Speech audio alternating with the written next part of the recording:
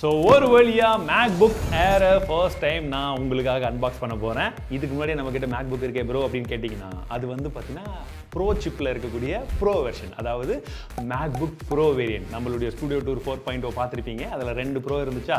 ஆனால் first time ஒரு MacBook Air unbox பண்ண போகிறேன். ஸோ ஃபஸ்ட்டு அன்பாக்ஸ் பண்ணிடுறேன், அதுக்கப்புறம் என்னென்னன்றதை சொல்கிறேன். இது அவங்க ரீசெண்டாக லான்ச் பண்ண MacBook Air. அதுவும் வந்து பார்த்தீங்கன்னா இது 16GB யூனிஃபைட் மெமரி ரேமோட வருது, 512GBக்கான SSD வந்து இதில் இருக்குது. இது ஒரு 15 இன்ச்க்கான MacBook Air, ஓகேங்களா. ஸோ ஃபர்ஸ்ட் சவுண்டு வரும்னு தான் நினைக்கிறேன். வந்துடுச்சு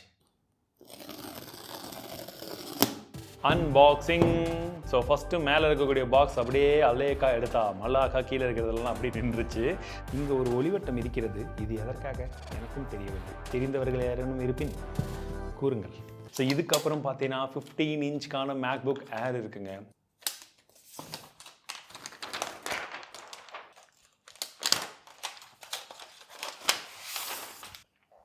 நான் ரொம்ப லைட்டாக இருக்கும்னு எதிர்பார்த்தேன், ஆனால் கொஞ்சம் வெயிட்டாக தான் இருக்குது. சரி, இதை பக்கம் வச்சுருவோம். அடுத்தபடியாக பார்த்தீங்கன்னா டைப் C to MagSafeக்கான அந்த சார்ஜர் இருக்குது. கலரெலாம் இல்லை, அதே வெள்ளை கலரில் தான் இருக்குது. அடுத்தபடியாக நமக்கு ஒரு சில புக்லெஸ் வந்து கொடுத்துருக்காங்க, கூடவே ஆப்பிள் ஸ்டிக்கருமே இருக்குது. என்னடா இது சார்ஜர்? வெறும் 35 வாட்க்கான சார்ஜர் தான் இந்த MacBook Airக்கு வந்து இருக்குது. இதே நம்ம ப்ரோலெலாம் வந்து பார்த்தீங்களா, அதெல்லாம் கொஞ்சம் பெருசாக இருக்கும், ஓகேவா. அண்ட் ஃபஸ்ட் எடுத்தோடனே ஒன் அண்ட் ஓப்பன் ஒர்க் ஆகுதான்னு பார்த்துடலாம். ஓகே, ஓப்பன் பண்ண உடனே ஆனும் ஆயிடுச்சு. ஆனால் என்னென்னா MacBook தள்ளின்னு போயிடுச்சு. S, it's loading. ஹலோ, நான் ஏற்கனவே MacBook Pro யூஸ் பண்ணிட்டு இருக்கேன். ஸோ இதையும் செட்டப் பண்ணிட்டு நான் எப்படி இருக்குன்றதை யூஸ் பண்ணி பார்த்துறேன். ரெண்டுத்துக்கும் என்ன வித்தியாசங்கள் இருந்தது அண்ட் இதில் என்னென்ன விஷயம் இருக்குன்றதை பற்றியும் கண்டினியூ பண்ணலாம். One day later. ஒரு 13 இன்ச் MacBook Air அண்ட் ஒரு 14 இன்ச் MacBook Pro ப்ளஸ் இந்த MacBook Air 15 இன்ச், இது மூணுமே பக்கம் பக்கம் வச்சா எந்த அளவுக்கு டிஃப்ரென்ஸ் இருக்குன்றதை நீங்களே வந்து பார்க்கலாம். ஏன்னா நான் ஒரு 14 இன்ச் MacBook Pro யூசர் தான். நான் இதை யூஸ் பண்ண ஆரம்பிக்கும் போது எனக்கு ஒரு பெரிய ஸ்க்ரீனை யூஸ் பண்ணுற ஒரு டிஃப்ரென்ஸ் வந்து தெரிஞ்சது. அந்த அளவுக்கான வித்தியாசம் கண்டிப்பாக இதில் இருக்குங்க. சரி, இப்போ இந்த MacBook Airல வந்து பார்த்தீங்கன்னா இப்போ அவங்க லான்ச் பண்ணியிருக்கிறதுல பேஸ் வேரியன்ட் அப்படின்னா 8GB RAM 256GB ஸ்டோரேஜ், இதுதான் அவங்களுடைய பேஸ் வேரியன்ட். சரிங்களா. டாப் ஆஃப் த லைன் வந்து நீங்க பாத்தீங்கன்னா இந்த 15 இன்ச்லயே 16GB RAM 512GBக்கான ஸ்டோரேஜ் அப்படின்றது தான் top of the line. But இதை நீங்க கஸ்டமைஸும் வந்து பண்ணிக்கலாம். கஸ்டமைஸ் பண்ணதுக்கு அப்புறமா உங்களுக்கு மேக்ஸிமம் 24GB RAM அண்ட் 2TBக்கான ஸ்டோரேஜோட நீங்க எக்ஸ்பேண்ட் பண்ணிக்கிற ஆப்ஷனும் வருது. பட் அது எந்த அளவுக்கான காஸ்டோட வருதுன்றதும் உங்களுக்கு வந்து தெரியும். இந்த ஏர் அப்படினோட நானும் கண்டிப்பா வெயிட் கம்மியா இருக்கும் தான் நினைச்சேன். பட் இது கம்மியெல்லாம் வந்து கிடையாதுங்க, 1.5 கிலோ இருக்கு. என்னன்னா அந்த MacBook Air பழைய வெர்ஷன் யூஸ் பண்ணவங்களுக்கு அந்த டிஃபரன்ஸ் வந்து தெரியும். பட் இது வந்து பாத்தீங்கன்னா அந்த பழைய MacBook Air மாதிரி ரொம்ப ஸ்லிம்மான ஒரு ப்ரொஃபைல் முன்னாடி அந்த மாதிரிலாம் வந்து கிடையாது. ஒரு யூனிஃபார்முக்கான ஒரு டிசைனோட தான் வந்து கொடுத்துருக்காங்க. அண்ட் உங்களுக்கு யூஸ் பண்ணும்போது இந்த மேலே இருக்கக்கூடிய இந்த ஒரு டிஸ்பிளே மற்ற விஷயங்கள் வந்து பார்த்தீங்கன்னா ப்ரோவை கம்பேர் பண்ணும்போது எனக்கு பர்டிகுலர் இது வந்து பார்த்தீங்கன்னா இந்த ஸ்லிம்மான ப்ரொஃபைல் வந்து கண்டிப்பாக விசிபிள் ஆச்சு. அண்ட் இது வந்து எந்த விதமான வாபிள் எதுவுமே வந்து எனக்கு கிடையாது. ட்ராக் பேட் ரொம்ப பெரிய ஒரு ட்ராக் பேடுங்க, சொல்ல போனால் ரொம்ப பெருசு. நல்லா நவுத்தி போய்கிட்டே இருக்கலாம், பக்கத்து ஊருக்கெல்லாம் போயிட்டு வரலாம், அந்த அளவுக்கு பெருசாக வந்து கொடுத்துருக்காங்க. அண்ட் கீபோர்டை பொறுத்த வரைக்கும் வந்து பார்த்தீங்கன்னா அதே மேஜிக் கீபோர்டு தான் யூஸ் பண்ணியிருக்காங்க. பட் பெரிய சைஸ்லாம் வந்து கொடுக்கலைங்க. அதே 14 இன்ச்சில் என்ன இருந்துச்சோ அதே சைஸ் தான் இங்கேயுமே யூஸ் பண்ணியிருக்காங்க. லேப்டாப்பை வாங்கிட்டு நம்பேட் இல்லைங்க, சின்ன சைஸ்லையும் நம்பேட் இல்லை, பெரிய சைஸ்லையும் இல்லைன்றது ரொம்ப வேதனை அளிக்கக்கூடிய ஒரு விஷயமா தான் இருக்குது. போர்ட்ஸை பொறுத்த வரைக்கும் உங்களுக்கு லெஃப்ட் சைடில் பார்த்தீங்கன்னா MagSafe சப்போர்ட் இருக்கக்கூடிய சார்ஜிங் போர்ட் அது வந்து கொடுத்துருக்காங்க. 35 வாட் வரைக்கும் மேக்ஸிமம் சார்ஜிங் சப்போர்ட் இருக்குது. அண்ட் 2 டைப் சிக்கான தண்டர்போல்ட் போர்ட் இருக்குது பார்த்தீங்களா. இதில் நீங்கள் டைப் சியில் சார்ஜ் பண்ணிங்கன்னா 70 வாட் வரைக்குமே வந்து சார்ஜ் பண்ணிக்க முடியும், அந்த ஸ்பீடில் வந்து சார்ஜ் பண்ணிக்கலாம். ரைட் சைடில் 3.5mm ஜாக் வந்து கொடுத்துருக்காங்க. அவ்வளோதாங்க.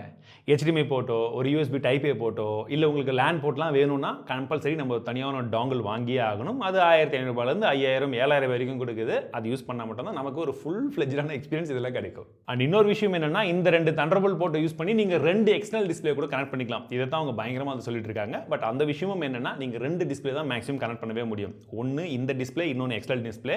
அப்படி இது வேணாம்னா இதை க்ளோஸ் பண்ணிட்டு 2 எக்ஸ்டர்னல் டிஸ்பிளேவா நீங்கள் யூஸ் பண்ணிக்கலாம். ஆனால் ஒரு விஷயத்தில் ஆப்பிள் இங்கே பாராட்டியே ஆகணும், இதோட பில் குவாலிட்டி. ஏர் அப்படின்னும் போது கொஞ்சம் கிளம்ஸியாக அப்படி இருக்கும்னு நினைச்சேன். பட் கிடையாதுங்க. 15 இன்ச்சாவே இருந்தாலுமே ஃபுல் அண்ட் ஃபுல்லாக மெட்டல்லாம் ஒரு சாலிடான ஒரு பில் குவாலிட்டி கண்டிப்பாக இருக்குன்னு அப்படி வந்து சொல்லலாம்.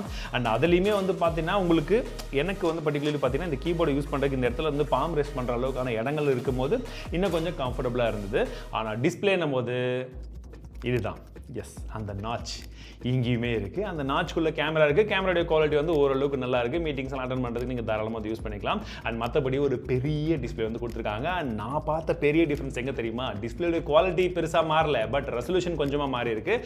ஆனால் பிரைட்னஸ் பழைய டிஸ்பிளேவுக்கும் இதற்கும் பெரிய டிஃப்ரென்ஸ் வந்து எனக்கு தெரிஞ்சதுங்க. இண்டோரில் ஸ்பெஷல் நான் யூஸ் பண்ணும்போது நல்ல பிரைட்டான ஒரு டிஸ்பிளேவாக இருந்தது. அண்ட் படங்கள்லாம் நீங்கள் பார்க்கணும், மல்டிமீடியாக்கெல்லாம் யூஸ் பண்ணணும்னு நினச்சிங்கன்னா ஒரு சூப்பரான டிஸ்பிளேவாக இருக்கும். மல்டிமீடியானும் போது ஸ்பீக்கரும் என்னன்னு நீங்கள் தெரிஞ்சுக்கணும்ல.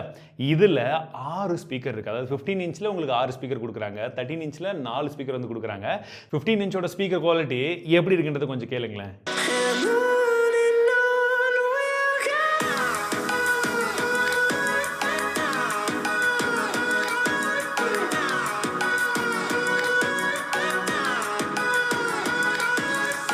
சவுண்ட் குவாலிட்டி ரொம்ப நல்லா இருக்குங்க. அது நீங்கள் வந்து MacBook M1 Air கூட கம்பேர் பண்ணிங்கன்னா வேறு லெவல் சவுண்ட் குவாலிட்டி நல்லா ஒரு இம்ப்ரூவ் பண்ணியிருக்காங்க. பட் நான் ப்ரோ கூட கம்பேர் பண்ணும்போது லவுட்னஸ் இருக்கே தவிர அந்த பேஸும் அதோடைய கிளாரிட்டியும் கொஞ்சம் கம்மியாக இருந்த மாதிரி தான் நான் ஃபீல் பண்ணேன். பர்ஃபார்மன்ஸ்க்காக இதில் M3 ப்ராசர் வந்து யூஸ் பண்ணியிருக்காங்க. 8 கோர் CPU இருக்குது, 10 கோர் GPU யூஸ் பண்ணியிருக்காங்க, அண்ட் 16 கோர் நியூரல் இன்ஜின் வந்து யூஸ் பண்ணியிருக்காங்க. இந்த 8 கோர் CPU வந்து பார்த்தீங்கன்னா 4 பர்ஃபார்மன்ஸ் கோர், 4 எஃபிஷியன்சி கோர் வந்து யூஸ் பண்ணியிருக்காங்க. அண்ட் உங்களுக்கு இது வந்து பார்த்தீங்கன்னா ஒரு 3 நேனோமீட்டரில் வந்து செய்யப்பட்ட ஒரு ப்ராசர். சரி, இதெல்லாம் வச்சுட்டு நம்ம மெயினான விஷயத்துக்கு வந்தோம்னு வச்சுக்கோங்களேன். நாங்கள் ஒரு சில ரெண்டரிங் டெஸ்ட் வந்து பண்ணோம். அதாவது வந்து நாங்கள் எடிட்டிங்க்கு தான் மெயினாக எங்களுடைய MacBook வந்து யூஸ் பண்ணிட்டு இருக்கோம். ஸோ அந்த பர்டிகுலர் ஃபைலில் நாங்கள் M1 Pro என்னுடைய MacBook Pro அதில் யூஸ் பண்ணி பார்த்தேன், M2 Max அதில் யூஸ் பண்ணி பார்த்தோம், அது MacBook Pro தான். அண்ட் அதே ஃபைலை இதில் போட்டு ரன் பண்ணும்போது எந்த அளவுக்கு டிஃபரன்ஸ் வருதுன்றது நீங்கள் வந்து பார்த்துக்கலாம். டைமிங் டிஃபரன்ஸ் எல்லாமே ஒரு சில பெஞ்ச் மார்க்ஸையும் வந்து நாங்கள் ரன் பண்ணி பார்த்துருக்கோம். அதோடைய ஸ்கோர்ஸும் நீங்கள் என்னன்றதை தாராளமாக வந்து பார்க்கலாம். அதுலேயும் குறிப்பாக வந்து பார்த்தீங்கன்னா சிங்கிள் கோரில் இது ஒரு நல்ல பர்ஃபார்மன்ஸ் வந்து கொடுத்துருக்கு. மல்டி கோரில் மட்டும் பார்த்தீங்கன்னா கொஞ்சம் கம்மியாக தான் வந்து வந்திருக்கு. OS பொறுத்த வரைக்கும் Mac OS வந்து கொடுத்துருக்காங்க. லேட்டஸ்ட் ஆப்ரேட்டிங் சிஸ்டம் என்னென்ன அப்டேட்ஸ் வருதோ எல்லா Mac மிஷின்ஸ்க்கும் ஒரே நாளில் வந்துடும். இதுலேயுமே அதே மிஷின்ஸ் தான் வந்து ரன் ஆகிட்டு இருக்கு. நீங்கள் லாங் டேர்மில் பார்க்கும்போது ஒரு ரிலையபிலிட்டிக்காக வாங்குறவங்களுக்கு கண்டிப்பாக இந்த MacBookம் வந்து பார்த்தீங்கன்னா அதோட குவாலிட்டி மற்ற எல்லா விஷயங்களும் சேர்ந்து இருக்குன்றதை நான் எதிர்பார்க்குறேன். ஏன்னா நான் என்னோட மிஷினை வந்து பார்த்தீங்கன்னா கடந்த 1.5 வருஷமாக யூஸ் பண்ணிட்டு இருக்கேன். நல்லா தான் இருக்குது, பெரிய கம்ப்ளைண்ட்ஸ் வந்து கிடையாது. சின்னதாக அப்பப்போ ஒரு அப்டேட் வரும்போது இஷ்யூ இருக்கும். பட் மற்றபடி இட்ஸ் பெட்டர். நான் எதிர்பார்த்ததை விட பெட்டராகவே இருக்குது அப்படின்னு வந்து சொல்லலாம்.